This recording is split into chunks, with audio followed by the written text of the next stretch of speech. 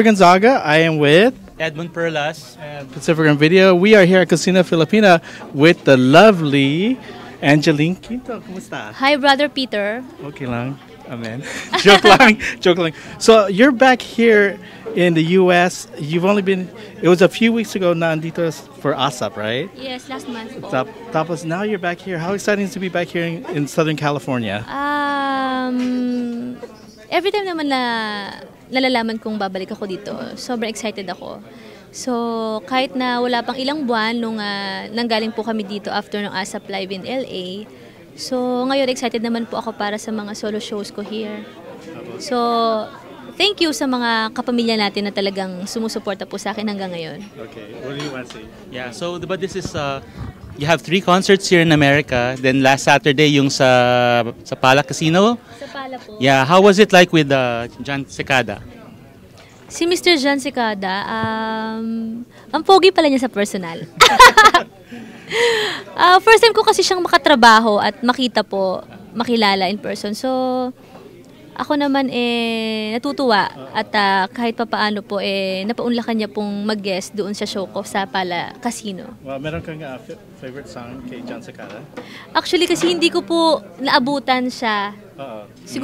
Siguro bata pa ako nung mga sumikat po yung mga songs niya, pero kilala ko naman siya. Oh, good. Yes po. So, you got another question you want to ask? Okay, so now that you're known as a theme song queen sa Pilipinas, meron kang paboritong theme song that you love to perform? Oo naman. Siguro para sa akin yung first theme song po na nakanta ko from ABS-CBN. Yung kunin mo na ang lahat sa akin. Kasi doon po talaga nag-umpisa lahat. So after noon, nagsunod-sunod hanggang ngayon, kahit pa paano, may mga theme songs pa rin po akong kinakanta. So, and then you also do acting then?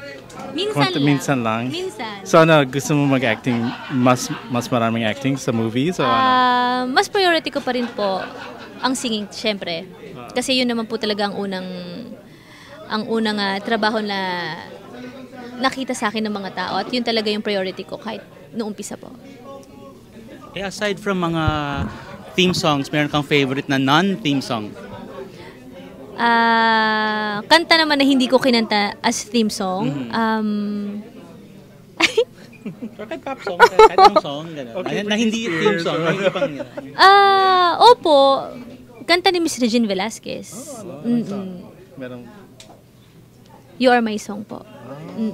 Bakit? Kasi ever since, isa na yun sa madalas kong pinapakinggan kahit nung hindi pa po ako nanalo ng Star Power.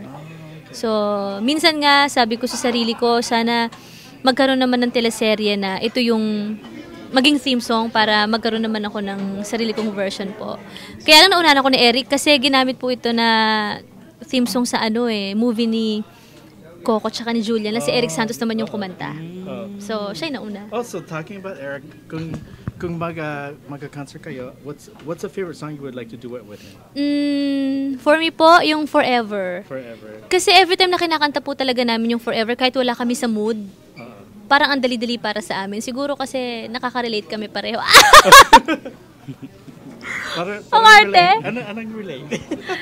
Nakaka-relate kami dun sa song. Gustong-gusto ko yung kanta na yun yung version ni Miss Regine tsaka ni Sir Martin Rivera. So, sobra akong happy na nabigyan naman kami ng chance para magkaroon ng sarili naming version sa panahon ngayon. Okay, kung merong American company that would like, a film company that would like you to sing a song. American? Kung meron that would come up to you and say, oh, can you sing a theme song? Would you love to do it? Oo naman.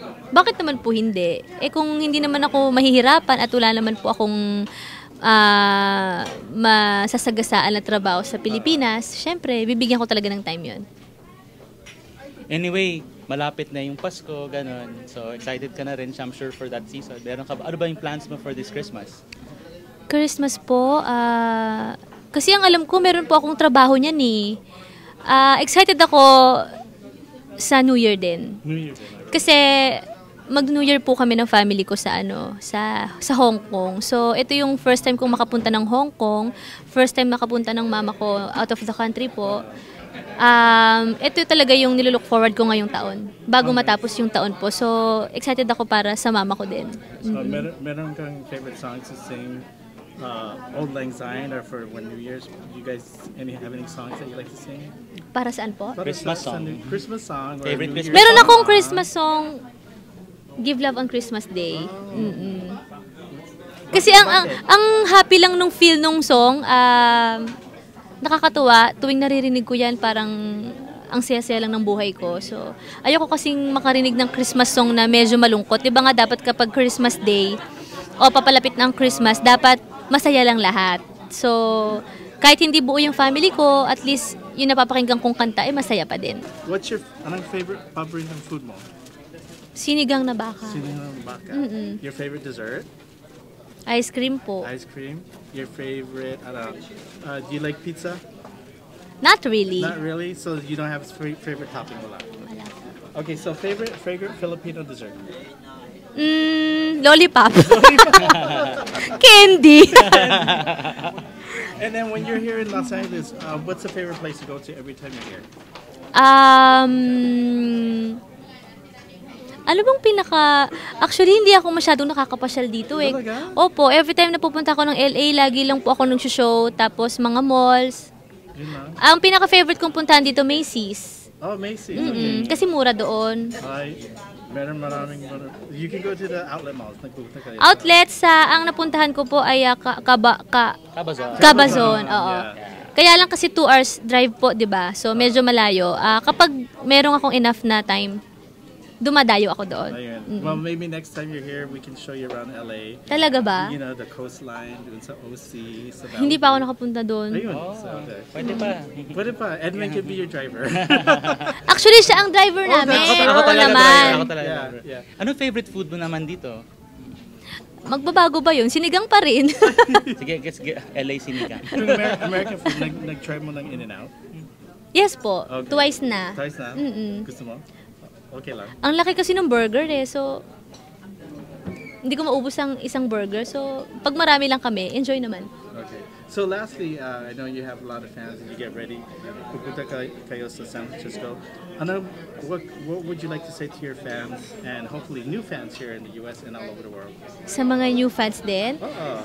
Thank you very much po. Maraming salamat syempre. Lalo dun sa mga kababayan ko, sa mga Pilipino po na nandito sa US. Yung mga tao talaga na sinuportahan ako from the very start po. Maraming salamat po sa inyong lahat at sana marami pa po akong mga kantang magawa para sa kanila, sa inyo. So yun, thank you, maraming salamat po.